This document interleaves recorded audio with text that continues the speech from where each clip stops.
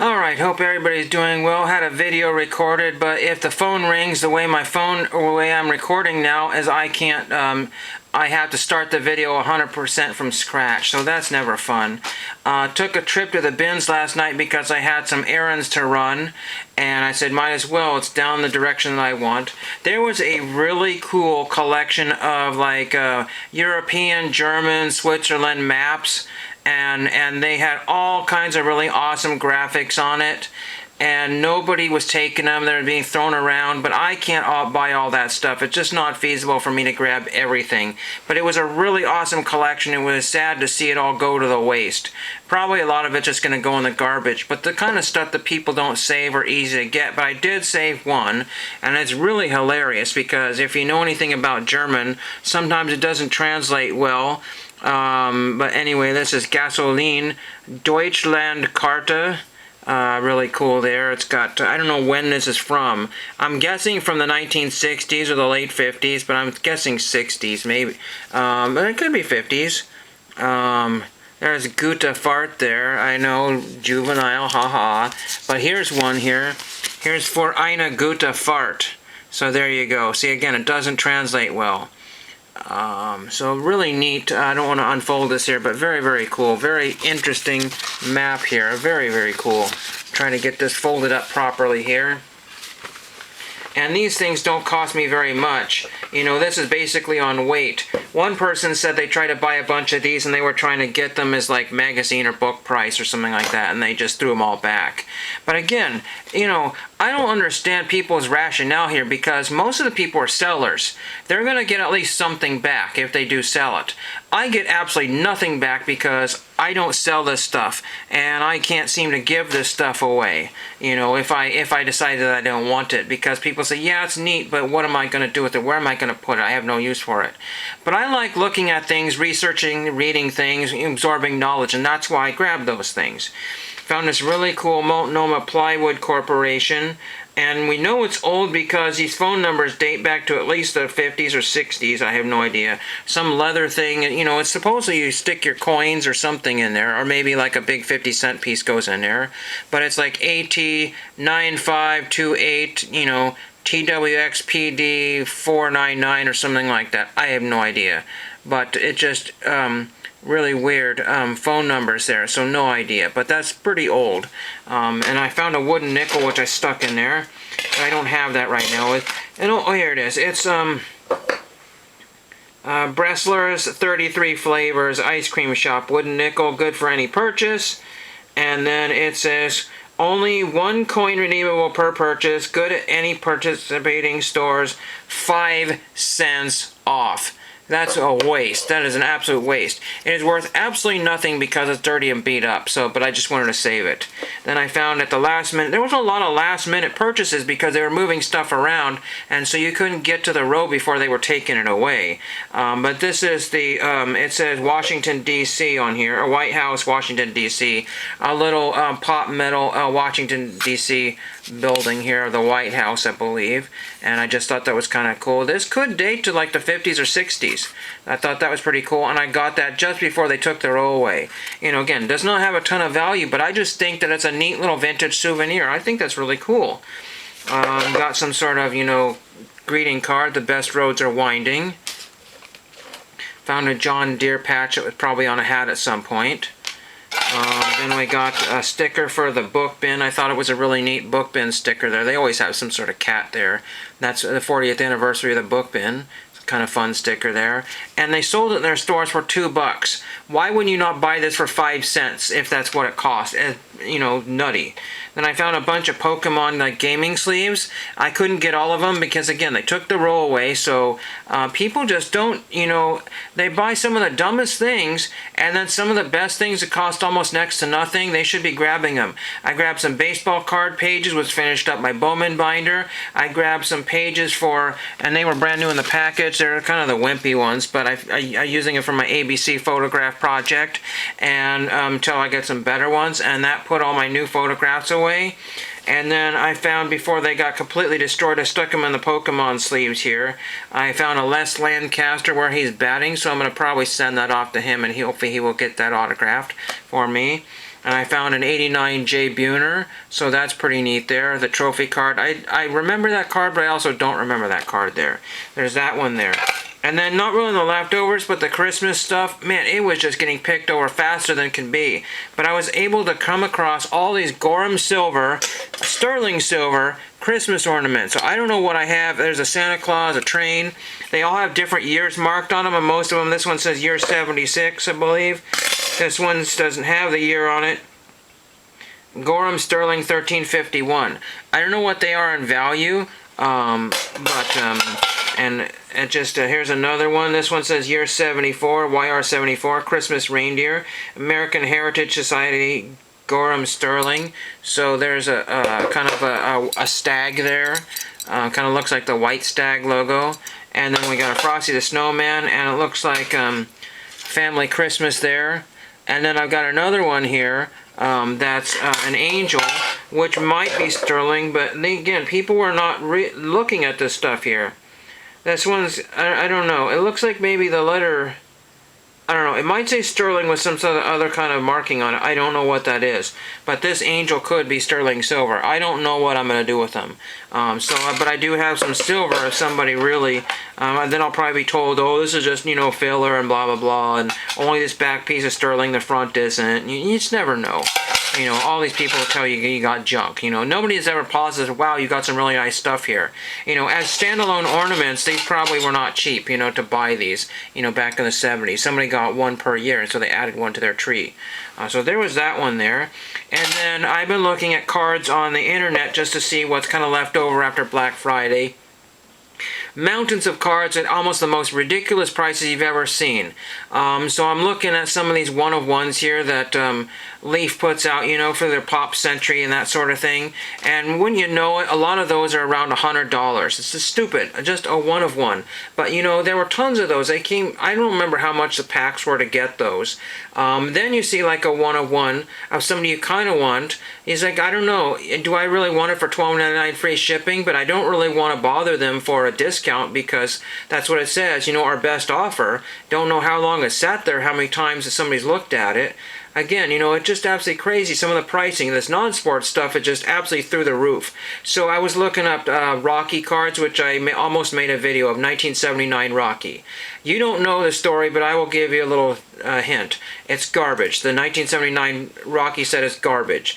Because Rocky, to some people, is very, very controversial which ones was the best movie. But I say the one that started off the franchise is the best movie. So the 1976 or 75 or whenever the first Rocky movie came out. That's the best one. Because that established his character and everything and got the franchise going. But they did not have a Rocky 1 set of any trading cards that I know of.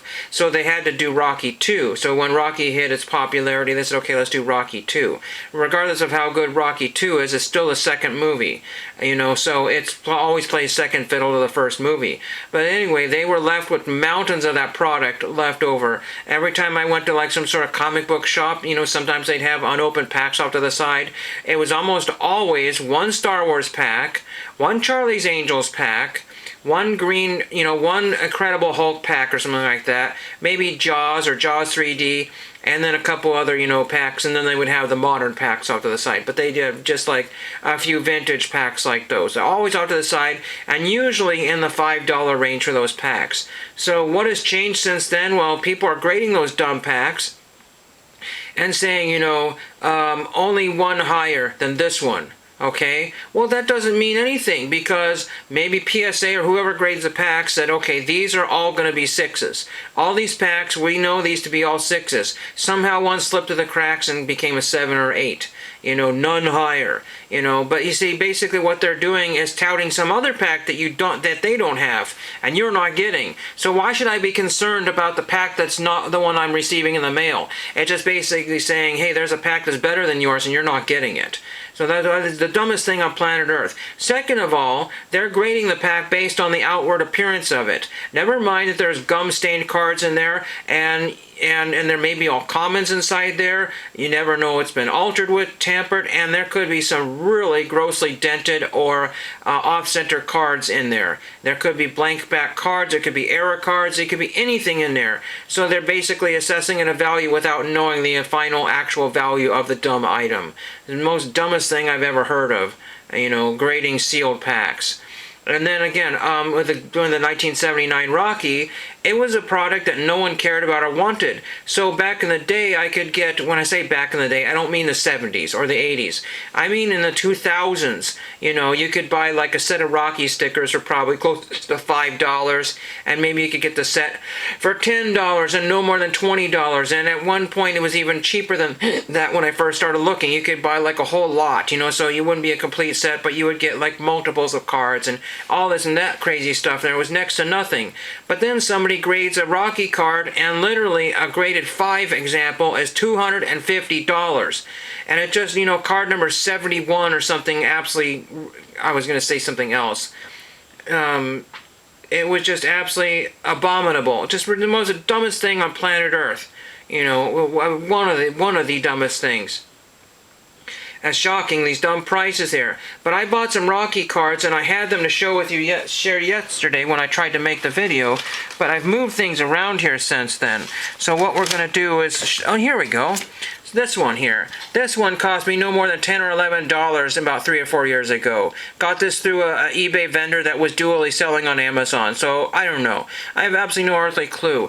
And the reason why I bought these because they were inexpensive. They were cheaper than having to get a slab done, or you know, same price, but you didn't have to wait, something to that effect. And the other thing was, is I thought, you know, once you get your foot in the door, you can start building. If the cards are going to be this cheap, you might be able to find them on sale one of these days, or get them for even less. Or maybe you have to pay $5 more. But unfortunately, I'm having to pay $240 more in some cases. The cheapest one of these was like a 6 or a 5, and it was $30. So anytime you build a set, whether it's non-sport or what have you, you just have to be prepared that it's going to go 1,000 times more than you originally paid for it. You know, I am not grading cards that are constantly on eBay and near mint to mint condition that are always listing for $1, even cheaper on ComC. I'm not paying $250 for, I mean, I really wanted to throw this card across the room. And then the other thing about this freaking slab here is that it's not the what they call the lighthouse or the different holder or the little hologram there. So basically, if I put this up for auction on eBay, somebody would say, I've got to get it reholdered. Would you take X amount of dollars for this? Then they would complain, say, hey, you didn't disclose there's a crease in there. That's why I got a 5. Okay, that crease is there is because Topps didn't do a very good job in the packing plant. It was some sort of flaw in the cardboard because the crease does not go all the way through the back there. So ridiculous. Maybe the guy who put it in the slab creased it. We have no idea where that came from.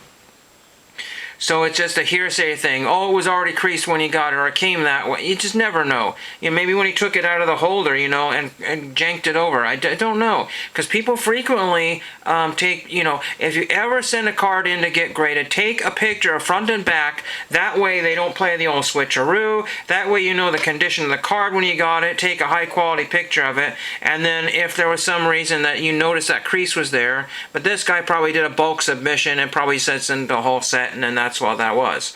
So there's that one there. What we're going to do to finish off the video here is we're going to open a pack that I just had here a second ago. I got these from Caleb the other day. These are high flyers. Now I think I only ever had 1 or 2 of these cards. That was probably a promotional card.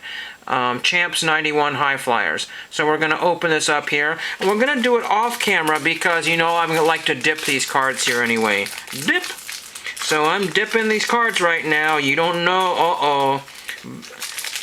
Brandon Cooks to 99. Brandon Cooks to 99. Well, this is not opening the way I wanted it to, so we might have to use scissors here. And I can't save the wrapper, so there's no point in doing that. I'm not sure if this is actually how it came, but okay, we got a bunch of cards here. And it looked, oh wow. Huh. What? Wait a minute. What? Okay, pocket pads. 50 note sheets, collectible trading card cover. I thought this was a pack of cards. No, it's not a pack of cards. It's a notepad with one trading card on it. Huh. I didn't expect that one there. I just thought it was a pack of cards here. Okay, so let me read the back here. It says, pocket pads, 50 note sheets, collectible trading card cover. So I thought they were advertising those things that you could get here. Strange. So now, okay, so that's why there's a plastic laminate there. So if you went and got this graded here, you know, and peeled that off, which I will probably do at some point, this is card number 64. Steve Herman. Now, does Steve Herman sign TTM? I have no absolutely earthly idea. That's the weirdest thing ever. Now, if this was rare and valuable, no idea. It just says vendor 716 collector cards, $1. So they just thought these were cards as well. One single collector's card there. Absolutely no. And then again, if you got this graded, it would have that little crud on the end of it, and that would not. Also, this is off center here. So there, we got it off of there. But yeah, some of that goo is still on the end of there, a tiny bit of it. So unfortunately, I probably ruined some really super rare promotional item there. But now I have the card here. I'm gonna use this as scratch paper and throw that away. So we'll figure out something to do with this. I don't know who Steve. If anybody knows who Steve Herman is, let me know. So that should be the end of the video because it's going to take until 12 o'clock in the evening to load this video. I really am tired of this system here because I can't do my proper editing, and that's all I have for you because I don't have the energy to find other things, walk down the stairs, and just on and on and on. So no autographs, no TTMs, no Caleb's Cards Project, no returns, nothing, empty mailboxes. Thank you for watching.